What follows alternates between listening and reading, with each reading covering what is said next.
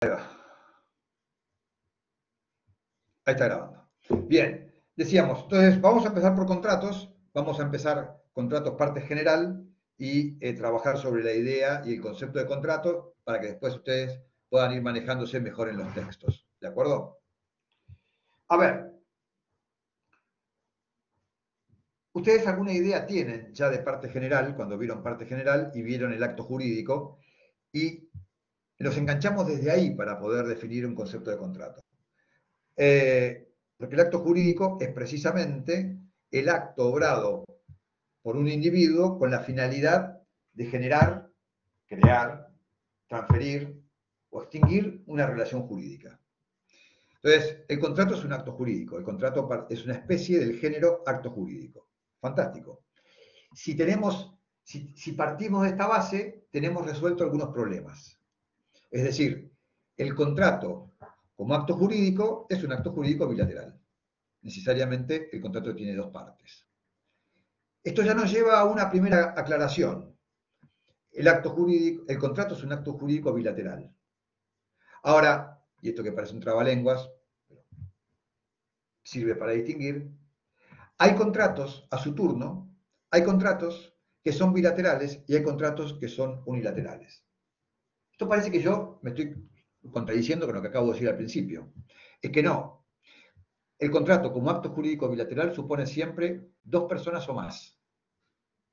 En cambio, cuando miramos la unilateralidad o bilateralidad del contrato, analizamos y juzgamos otra cuestión, y es qué partes se obligan en ese contrato. Si se obligan todas las partes, decimos es un contrato bilateral o multilateral. Bilateral es una forma de decir a que todas las partes están obligadas, no tiene que ver solamente con con dos. También hablamos del contrato multilateral, por ejemplo, en los contratos de sociedades. La sociedad anónima, todos obligan a aportar. En el contrato, básicamente bilaterales, insisto, hablamos de quiénes están obligados. En el contrato de donación, el contrato de donación es el contrato que le da cabida a un regalo. Alguien le dona algo a alguien, lo que llamamos habitualmente y coloquialmente un regalo. Una donación tiene dos partes, porque alguien le regala a otro, pero sin embargo la obligación pesa sobre una de ellas. Es decir, la obligación preponderante convierte a ese contrato en unilateral. Entonces, esta primera cuestión. Hablamos de contratos en sentido también, y esto estoy repasando la parte de clasificación de los contratos, pero van a ver que vamos a terminar en un concepto de contrato. Hablamos de contratos también, contratos conmutativos y contratos aleatorios.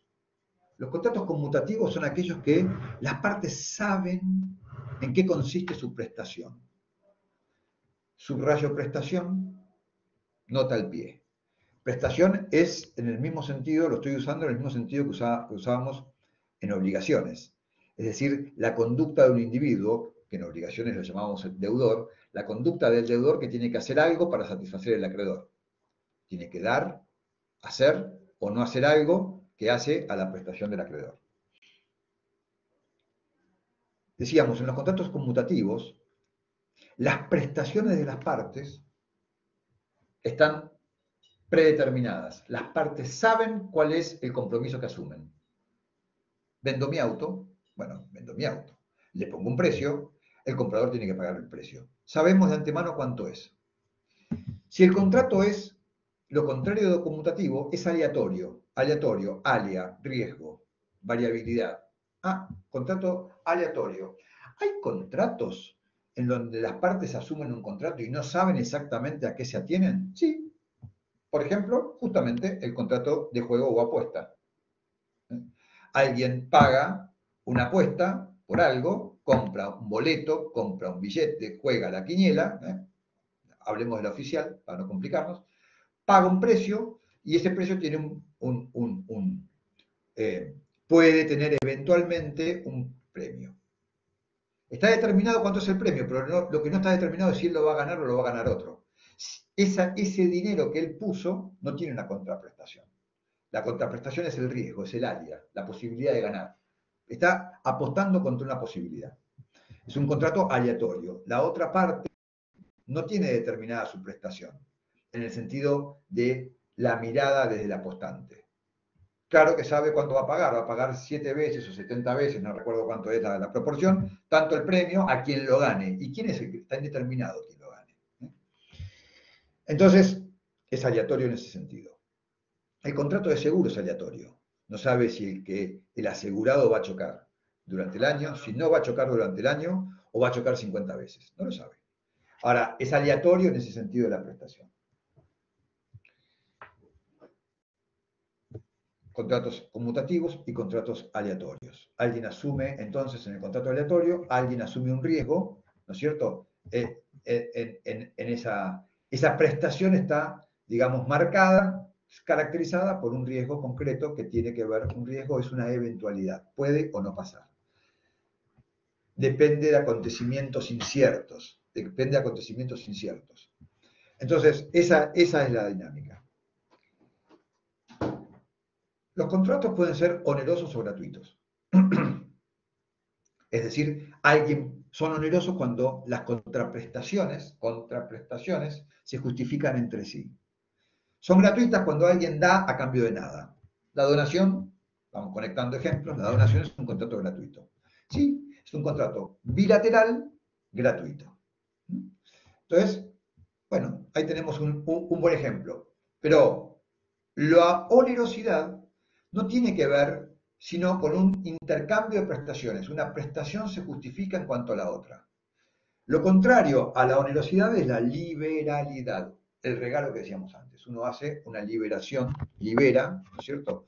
Y hace una liberación de un bien, un valor, hacia otro. Fantástico. De lo que llevamos expuestos, de esta clasificación de obligaciones y demás, podemos sacar alguna conclusión en cuanto a un concepto de contrato. Podemos sacar alguna conclusión en cuanto a un concepto de contrato. ¿Qué les parece que es un contrato? Bueno, parece ser que un contrato generalmente se confunde, el alumno suele confundir el medio con la finalidad. Si yo le preguntara a ustedes qué es un contrato, ustedes seguramente me dirían, bueno, un contrato es un acuerdo de voluntades. Y se quedan en esa. Un matrimonio también es un acuerdo de voluntades y no es un contrato. Entonces, ¿qué distingue al contrato? No lo distingue solamente que haya un acuerdo, sino que lo distingue que es un acuerdo respecto de prestaciones, respecto de prestaciones futuras. Cuando digo futuras, digo en el sentido lógico, no temporal. Cuando vamos a comprar a un kiosco y le digo, quiero un chocolatín, me da el chocolatín, yo pago, hicimos un contrato instantáneo. Las obligaciones que emergen del contrato nacen y se extinguen automáticamente. Pero lo que estamos haciendo es un acuerdo respecto de esas prestaciones. Entonces, lo distintivo del contrato es un acuerdo sobre la base de prestaciones que tienen un sentido patrimonial. Es decir, nosotros que ya estudiamos obligaciones, sabemos que las obligaciones versan exclusivamente sobre prestaciones que tienen sentido patrimonial. Bueno, un contrato es un acuerdo sobre prestaciones. Un acuerdo es un contrato respecto de prestaciones. Es un acuerdo respecto de conductas de las partes para obtener un resultado económico, para obtener una finalidad económica, para obtener una finalidad o intereses también que son de otra índole, pero siempre están involucradas las prestaciones con sentido patrimonial.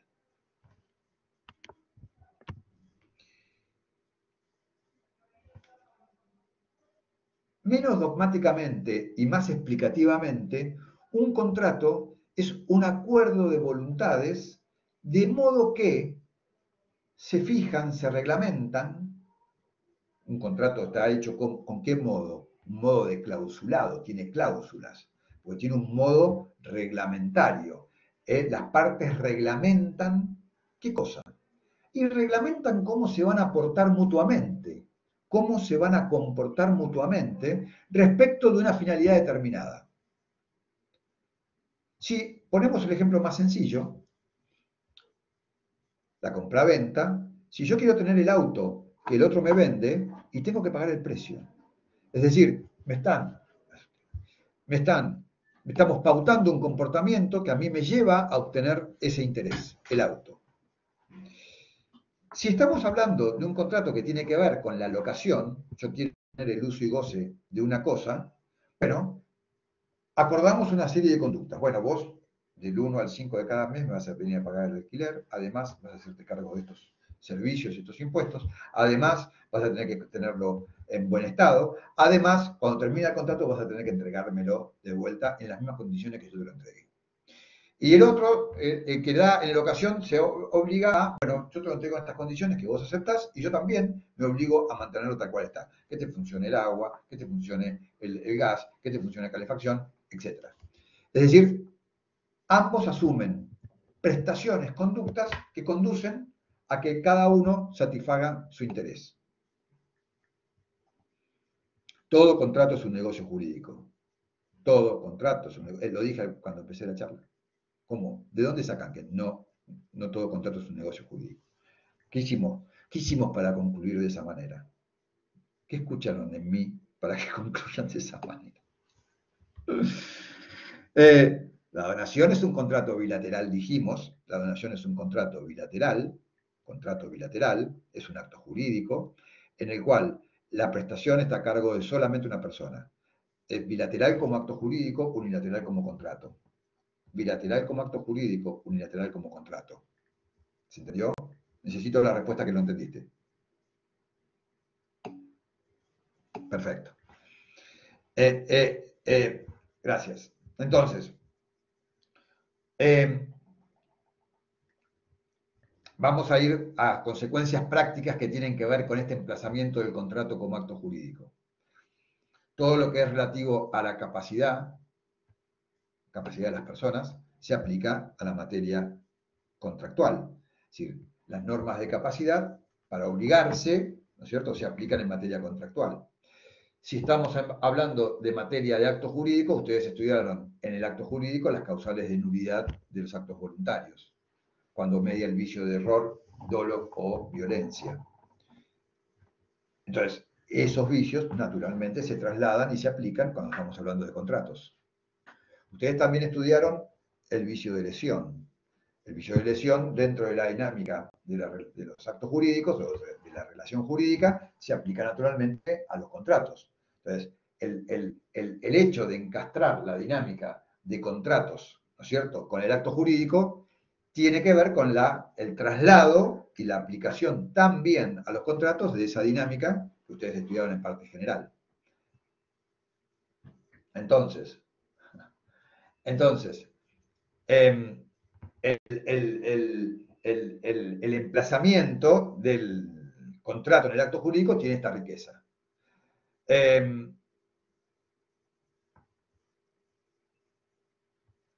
Además de las cuestiones relacionadas con la interpretación, es decir, todas las premisas de interpretación del acto jurídico también se trasladan al contrato, y las premisas de la prueba del acto jurídico también se trasladan al contrato, y las premisas de actuación de las partes, por ejemplo, cuando ustedes tienen toda la teoría de los instrumentos privados y los instrumentos públicos en parte general, ¿eso qué les está diciendo?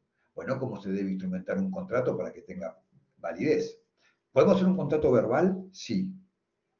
De hecho, lo hacemos todo el tiempo, los contratos verbales.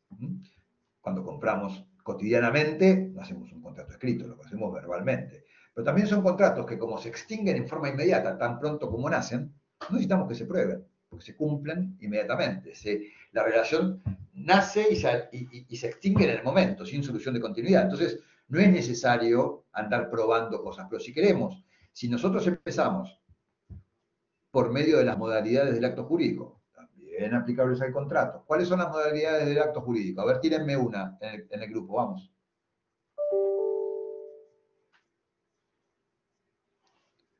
Vamos, tírenme una modalidad del acto jurídico. Anímense, tiren.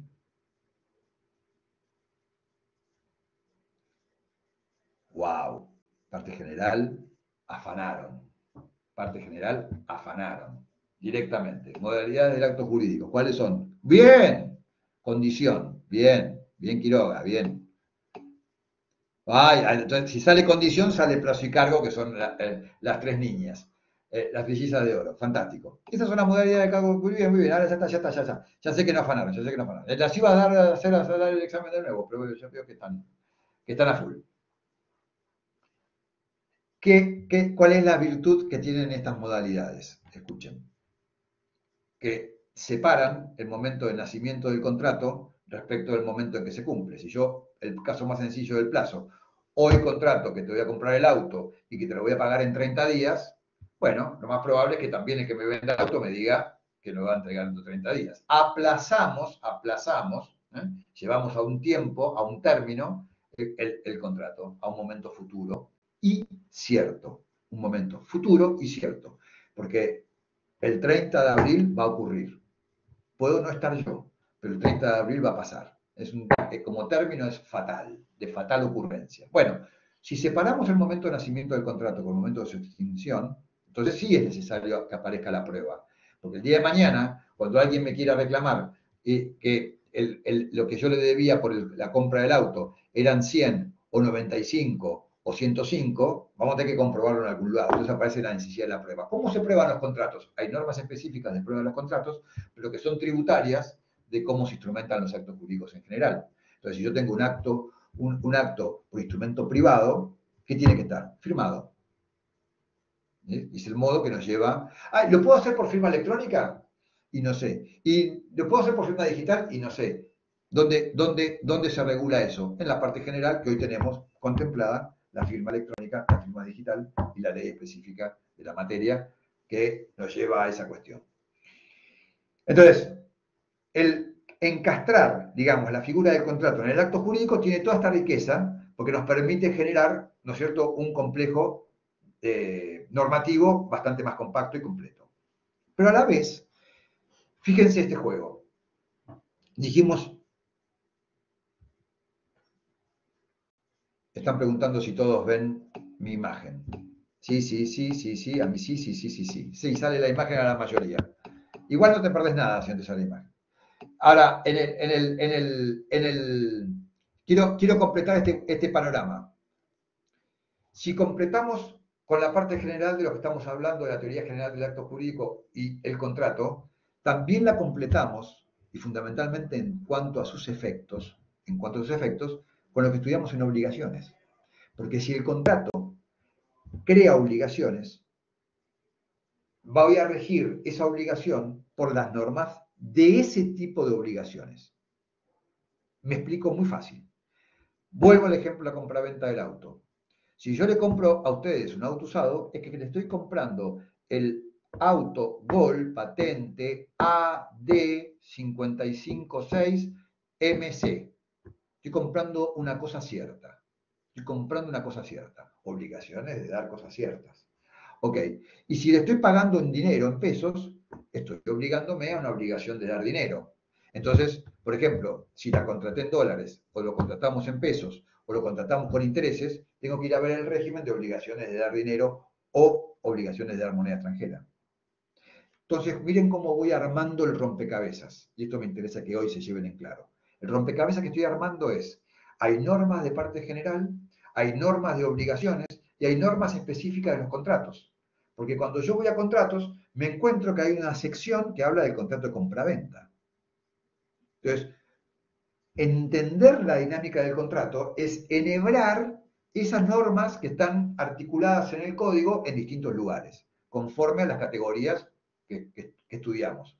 Esas categorías que a ustedes les parecen algo dogmático o abstracto, se concretan cuando tenemos un tema en particular y tenemos que armar el rompecabezas normativo que rige a esa cuestión en particular. ¿Se entendió esto?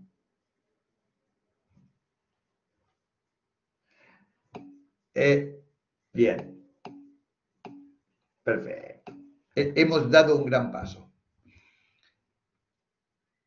¿Qué es el contrato? Como les decía, hablábamos antes que nosotros solemos tener una visión bastante, digamos, dogmática del problema o la cuestión de lo que llamamos autonomía de la voluntad. Es decir, estamos hablando de la autonomía de la voluntad como una forma de...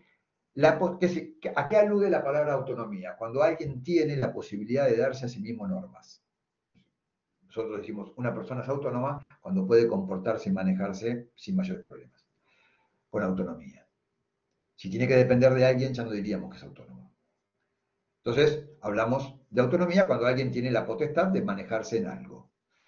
La autonomía de la voluntad vendría a ser como la potestad que tiene alguien de autorregularse. Y si hablamos de un contrato, son dos personas que se están dando una autorregulación. Como decíamos antes, un contrato se redacta como un clausulado, porque son dos partes que se están dando su propia ley. Se van dentro de un marco normativo general, ellos se dan su propia ley. Yo podría hacer un contrato de locación por 5 años, por 10 años o por 20, o por 3. La ley me dice que tiene que ser como mínimo 3 si es una locación de vivienda. Ok, pero yo puedo hacer lo que quiero. O sea, las partes sobre esa base normativa pueden jugar y darse su propia norma. Tienen total libertad para aplicar el precio de la locación. Lo pueden poner en 10 pesos, en 10.000 pesos, en 1.000.000 de pesos. Lo que acuerden conforme una lógica. Tienen libertad para hacerlo. Hay autonomía, hay espacios de autonomía. Ese espacio de autonomía se llena con la regulación. Ahora bien, ¿qué función cumple esa autonomía? ¿Es un dogma, hoy que está tan de moda, es un dogma liberal? Sí, es un dogma que viene de lo liberal, pero para no ideologizar lo que no tiene sentido ideologizar, yo les digo, la autonomía tiene un sentido práctico, que es la posibilidad de que cada uno de nosotros pueda desarrollar sus objetivos. Si yo quiero construir o hacerle mejoras a un inmueble, voy a contratar a un grupo de albañiles, un arquitecto, quien fuese, y voy a hacer un convenio que le sirva a él y a mí. Y entonces estamos autorregulando en esa relación. Es decir, estamos cumpliendo un objetivo, es un medio para cumplir un objetivo práctico, un fin práctico. No es una finalidad teórica, es un fin práctico. La autonomía es, bueno, que yo pueda hacer mis intereses. Quiero desarrollar una empresa, quiero desarrollar lo que fuese, quiero desarrollar, como dicen ahora, un emprendimiento. Bueno, para eso tengo la autonomía de la voluntad para la autonomía de la voluntad para poder hacer. Es, digamos, si quieren, es la posibilidad de que el hombre pueda crear, va a tener creatividad, generar o crear sus propias relaciones jurídicas, ¿no es cierto?, dentro de un marco normativo. Ese marco normativo, bueno, la libertad de formas es un derivado de lo que estamos diciendo acá. La libertad de formas es un derivado de lo que estamos diciendo acá. No solamente hay libertad de formas, hay libertad de contenidos. Nosotros podemos idear el contrato que querramos. Podemos idear la forma contractual que querramos. ¿Cuál es el límite de esto? El orden público. ¿De dónde viene el orden público? De la norma. Es decir, son configuraciones que hace la normativa, ¿no es cierto?, de que ciertas cosas se hacen dentro de estos límites o dentro de estas reglas. Son las menos, son directivas generales, son las menos. Pero, a ver, vamos a hablar más extralegalmente, o si quieren, vamos a hablar más en sentido de realidad. Para nosotros el contrato es esto que estamos conversando. Ahora, si yo paro a un tipo en la calle y le digo que es un contrato, probablemente él piense otra cosa y asimile el contrato a los negocios. Si el contrato es una forma de hacer negocios. El contrato es negociación, pero no negociación porque tiene que ver con las conversaciones transaccionales para ver cómo acuerdo, sino tiene que ver con es el vehículo de la realización de negocios. Yo diseño un negocio a partir de diseño de contratos, de una pluralidad de contratos. Si yo diseño una empresa y pienso en una explotación empresarial, me tengo que asociar con otros. Pienso en un contrato, en ese caso de sociedad. Tengo que tener empleados, pienso en un contrato de trabajo. Tengo que tener proveedores, pienso en un contrato de suministro. Quiero vender, tengo que tener contratos, en todo caso, hacia los clientes que pueden tener diferentes formas. O no le voy a vender a los clientes, yo le voy a vender a mi red de concesionarios o distribuidores, un contrato de distribución. O no le quiero vender a consumidores, yo simplemente no le vendo a nadie. Es más, yo lo que hago es una franquicia y hago una licencia y digo, esta es la licencia Santarelli, y vayan y transmito esta forma de hacer las cosas, ¿no es cierto?, para que todo el mundo la haga igual y que me paguen un royalty por eso. Es decir, el contrato es un negocio, es la fisonomía del negocio. es la fisonomía del negocio, es decir, le damos la estructura del negocio, es la arquitectura del negocio. Esto es realmente el contrato. Si nosotros entendemos esto, vamos a entender algo más, que es, vamos a entender más cabalmente qué es la parte general de contratos y la parte especial de contratos. En la parte especial de contratos están los negocios tal cual no, me vuelvo loco. Me preguntan si el matrimonio es un negocio, es un contrato. Es un contrato. No es un contrato. Me vuelvo loco. Lo aclaramos al principio. Acá tengo un alumno que es un poco rebelde. ¿Qué es el matrimonio? Ahora lo hablamos. Termino la idea. Claro, tal cual, es eso. Ahí está la respuesta de por qué el matrimonio no es un contrato. Ahora, porque no hay prestación económica. Es secundario, la prestación económica es secundaria. Hay un régimen de bienes que hay que organizar porque funciona en la sociedad, pero que no es que se casan para hacer una sociedad. En todo caso, sería una subversión de los, muy bien, sería una subversión de los fines, y eso sería en todo caso un fraude a la ley. Figura de la parte general del contrato, artículo 12 del Código Civil y Comercial. Si se casa conmigo por dinero, puedo demandarla. Podrías demandarla por fraude a la ley. Bueno saberlo. No, por favor. Entonces, paren un poquito con el matrimonio que se me están confundiendo bastante. Déjenme terminar esta idea. En los contratos típicos, ustedes tienen los negocios tipificados, moldeados, diseñados tal cual el legislador los pensó. Y es ahí, eso que el legislador lo pensó, entre comillas, porque ahí hay un juego armónico entre el legislador toma la costumbre, la vuelve ley, eso tiene, digamos, un recorrido en la sociedad lo hace de tal manera y vuelve el legislador a tomar o dejar lo que la sociedad, los usos y costumbres en materia comercial lo hacen. Tenemos un excelente ejemplo, no excelente porque excelente es la ley, sino excelente ejemplo de cómo una ley puede ser seguida o abandonada por el uso de la gente. ¿Cuál? La última ley de alquileres, tan denostada que o no se usa o se usa parcialmente o se deja. Hay una tipificación del legislador del negocio que no prendió en la sociedad, no se hizo carne en la sociedad. ¿Por qué? Porque los operadores, ni unos ni otros, le cierra esa alternativa, exactamente. Entonces, esto es importante que lo tengamos, esta visión, digamos, del contrato como negocio, que nos lleva a una visión más real de este instrumento jurídico. Dos palabras en cuanto al al matrimonio para aclarar.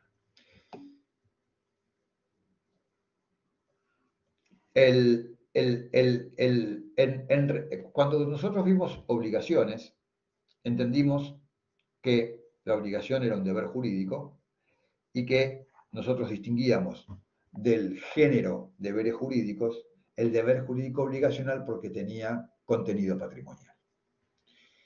Y acá, contenido patrimonial, lo entendemos así y lo dejamos un segundo esa idea en suspenso para ir a otra idea.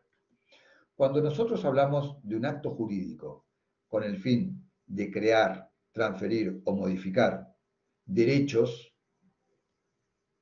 claramente, escuchen lo que voy a decir con precisión, por favor. Claramente, el matrimonio es una especie del acto jurídico. Eso no lo convierte en un acto jurídico patrimonial, aunque alrededor del... Escuchen antes de tirar ideas a lo loco. Escuchen un segundito, por favor. Eso no significa que un derecho que es, por definición, extrapatrimonial, tenga alrededor relaciones patrimoniales. Vamos a ejemplificarlo con algo más claro. ¿Por qué? Tienen un poco confundidas las ideas. Un padre a un hijo le debe alimentos, pero eso no lo convierte en la relación paterno-filial en una relación patrimonial. Tiene una consecuencia patrimonial. Es un derivado del deber de asistencia. Es un derivado del deber de asistencia. Entonces, eso no hace que uno haga un negocio jurídico patrimonial cuando decide procrear. ¿Se entendió la diferencia? Lo mismo en el matrimonio. Uno no elige un partner como elige un socio. El partner matrimonial es una pareja en el cual hay otros condimentos. Los que ustedes quieran los condimentos, pero hay otros condimentos. No hay una finalidad primordialmente patrimonial. Hay una consecuencia patrimonial que está dada. Están diciendo huevadas, pero le voy a explicar, porque un profesor es capaz de explicar hasta las huevadas. Ahora vamos Don't lose your temper, professor. vamos a explicar esto. Escuchen esto, chicos, y pónganle sentido correcto a las cosas, porque si no, por el absurdo vamos a llegar a cosas absurdas. El derecho reconoce finalidades en forma objetiva. Yo puedo elegir a una pareja por conveniencia y puedo casarme por el dinero que tiene, pero eso no subvierte la naturaleza institucional del matrimonio, en que la gente normal elige por otras cuestiones. Es decir, porque hay una causa, hay una finalidad que está reconocida. Usted puede casarse por lo que quiera, nadie lo va a juzgar en su conciencia. El derecho no le alcanza eso. Ahora, usted no se puede quejar si en el matrimonio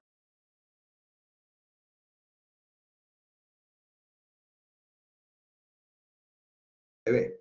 Usted no podría agraviarse por eso. Por eso que el derecho desconoce esa realidad suya. ¿Se entiende el concepto? Agraviarse, ¿se entiende? Y se entiende que el derecho no lo contempla, no le da acción. Como no le da acción al novio, novia, ¿por qué el otro consorte se arrepiente a casarse? No hay un derecho adquirido a casarse. Por eso que no es un contrato, no concede una acción. Yo si estoy en un contrato negociando con otra parte y la otra parte me da a mí indicios serios de que va a contratar y después no contrata, puedo pensar, escuchen, pensar, dije, la alternativa de hacerlo responsable por esa actitud, de hacerme generar una expectativa que luego dolosamente frustra. No estoy usando una sola palabra de más, dolosamente frustra. En el matrimonio esto no pasa. En el matrimonio esto no ocurre porque no hay una acción que uno le puede exigir. No estamos en un ámbito. ¿Se entiende lo que estoy planteando? ¿Lo ven las diferencias? Si yo voy a una casa de armas y compro un revólver, el que me vende el revólver es cómplice de que yo voy y mato a alguien. Bueno, eso ¿por qué no lo es? No lo es porque él es ajeno a la finalidad que yo mantengo reservada. Ahora, si yo iría a él y le digo, te voy a comprar, necesito un arma, ¿cuál me aconsejás? Porque voy a matar a un tipo a 150 metros. Entonces al tipo estoy haciendo partícipe de mi finalidad. Entonces, esta es otra consideración, porque acá está funcionando otro elemento del negocio jurídico y del contrato, que es la causa fin. Estoy participando al otro en esa finalidad. Estoy participando al otro en esta finalidad. Pero eso es típico de los negocios con significación patrimonial. Con significación patrimonial. Entonces, para dar respuesta a todas las preguntas que hicieron respecto de todos los acuerdos que efectivamente tienen sentido patrimonial, que están alrededor del matrimonio, alrededor no es la esencia, está alrededor del matrimonio, sí tienen sentido patrimonial, claro, y sí que forman parte de obligaciones y que pueden tener alguna concepción relativa o similar al contrato. Si ustedes me preguntan a mí, y esto lo escribí de este modo, lo tienen en el libro, nosotros tenemos que distinguir lo siguiente, el concepto de convención del concepto de contrato. ¿Cuál es la diferencia? Que el contrato propiamente dicho arregla cuestiones patrimoniales, netamente patrimoniales, si quieren, para dar una idea más clara, comerciales o de negocios. Y las convenciones arreglan cuestiones de índole patrimonial no negociables. Como por ejemplo puede ser la cuestión de los convenios, inclusive en el marco del divorcio, ya en el divorcio, todos los arreglos económicos relacionados con la compensación económica, podríamos llamarlo que participan de la índole de una convención. ¿Que se asemeja al contrato? Sí, se asemeja al contrato. Hay alguien que asume una obligación de pagarle al otro, de determinada modalidad, una prestación netamente económica, que tiene un fundamento en un bien, si quieren ustedes, extrapatrimonial o en un interés extrapatrimonial. Pero se asemeja. A mi modo de ver, yo las llamo convenciones. Porque me parece que el contrato es otra cosa. El contrato, como les dije antes, tiene que ver con un diseño de negocio. Lo otro son convenciones patrimoniales que tienen su régimen y que se agotan en ese régimen. Y que son parte, y que pueden ser considerados actos jurídicos sin ninguna duda, claro, son actos jurídicos, pero son actos jurídicos no contractuales, o son convenciones no contractuales, porque no, claramente no es lo mismo un acuerdo sobre una compensación económica que un acuerdo sobre una locación, sobre una compraventa o sobre un contrato de mutuo. No es lo mismo. Entonces, esa es la diferencia que me parece que hay. No, está prohibida los contratos entre cónyuges, es una causal de imposibilidad que no se justifica, pero sí está en el código, no tiene mucha justificación, pero están prohibidos los contratos entre cónyuges. ¿No? Están prohibidos los contratos entre cónyuges, una vez que son cónyuges, no entre novios. I didn't know that. Yes. You can switch languages. Muy bien. Bueno, a ver preguntas que tengo por acá. Así ya vamos redondeando. Vamos a ver qué nos quedaron en el chat, porque algunas las casé al vuelo, pero otras no pude.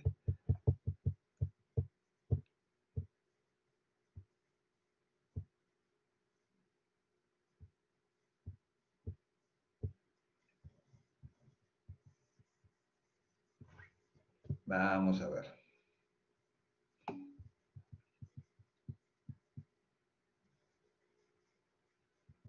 En el caso de contratos de locación de servicios, cuando se es reiterativo en la acción, más de 10 años se puede interponer acción para la contratación en el régimen de empleo. Eso es otro tema que tiene que ver, Javier, ahí tienes un tema que es el siguiente. Me sirve para explicar esto. Toda la dinámica laboral se basa en la idea de un contrato, que es la ley de contrato de trabajo, que es un contrato. Es decir, el derecho laboral es un desprendimiento del derecho común, del derecho civil, digamos, y que se hizo una disciplina propia sobre la base de una lógica propia, que es el contrato de trabajo. El contrato de trabajo que tiene dos dimensiones, el contrato individual de trabajo, que es el que vos haces con tu empleador, y el contrato colectivo de trabajo, que es el que hace el sindicato, o sea, el conjunto representativo de todos los trabajadores con el conjunto representativo de todos los empleadores. Eso se llama derecho colectivo de trabajo. Que también hay dinámica, la paritaria es un contrato. La paritaria es una dinámica de contrato. Acuerdan las condiciones que rigen a todos los contratos individuales dentro de esa rama. ¿Se entiende lo que estoy hablando? O sea, se junta la UOM con los empresarios y dicen el salario mínimo será de tanto y la jornada de trabajo será de tanto. Bueno, eso se aplica a todos los contratos individuales de trabajo de esa actividad, de ese rubro, de ese ramo. El contrato de trabajo es un contrato. Sí, técnicamente es un contrato. Es un contrato que tiene una tipicidad particular. Entonces, lo que vos querés decir es que, como tiene una tipicidad particular, tiene normas particulares, ¿no es cierto? En general, en beneficio del trabajador. Entonces, vos lo que querés decir es que hay ciertas formas de simulación del trabajo en relación de dependencia, se llama el trabajo subordinado, ¿no es cierto? Y que puede ser reconducido una situación a eso. La respuesta es sí, sí. Depende de las circunstancias que vos pones y de otras circunstancias, no solamente porque sean 10 años. Lo distintivo no es el tiempo, sino es la subordinación. Lo distintivo del contrato de trabajo es la subordinación. ¿Qué es la subordinación? Que alguien pueda tener directivas del otro. Entonces, si yo tengo un profesor de inglés, supongamos, que viene a darte clases de inglés, yo no le doy directivas, le digo lo que quiero, no, le pongo las finalidades, pero el modo de enseñar es de él. El tema que enseñar es de él, el orden de enseñar es de él. Es decir, él tiene una autonomía en cuanto a su técnica. En cuanto a su técnica. La subordinación que requiere el contrato de trabajo es total. Es decir, es una subordinación de disciplina, técnica, o sea, de cómo hacer el trabajo, de cómo hacer la prestación y en qué condiciones prestarla. Exacto. Entonces, esa es la cuestión. Justo aplicado al caso de los profesionales. Bueno, justamente eso es un debate, porque se dice que en general las profesiones liberales, universitarias, no pueden prestar, no están en un sentido de subordinación absoluto, porque el profesional, el médico que opera, lo hace conforme a su arte y su profesión y el modo en que él determina. El dueño del hospital o sanatorio no hay una subordinación técnica. Ahora, acá hay toda una historia, lo van a ver en laboral, no es este el lugar donde lo van a ver, pero hay toda una historia. ¿Qué tan importante es la subordinación técnica? Para algunos, lo distintivo es la subordinación disciplinaria, ¿Le puede poner el dueño del hospital sanciones a ese médico que no cumple con el horario? Sí. Entonces hay subordinación. Y con eso es suficiente para considerar contrato de trabajo. Criterio 1. Criterio 2 es, no hay subordinación técnica, no hay ningún tipo de subordinación, es un profesional liberal que presta servicios y es una alocación de servicios. Posición 2, básicamente. Bien, ¿qué más? ¿Preguntas, dudas, comentarios? Bueno, hasta acá llegamos entonces. Nos vemos la próxima. Que Profesor, les vaya bien. Voy a antes, apagar la grabación, sí, porque si no me echan. sí, aparte de apagar la grabación, profesor, le quería encargar, a ver, hay muchos compañeros que no pueden participar de la clase por la mañana. Hay varios comentarios en el foro que han propuesto, han pedido a ver si existía alguna posibilidad, sabemos de lo apretado que está con tantas materias, trabajos y demás, pero bueno, compañeros pidieron y me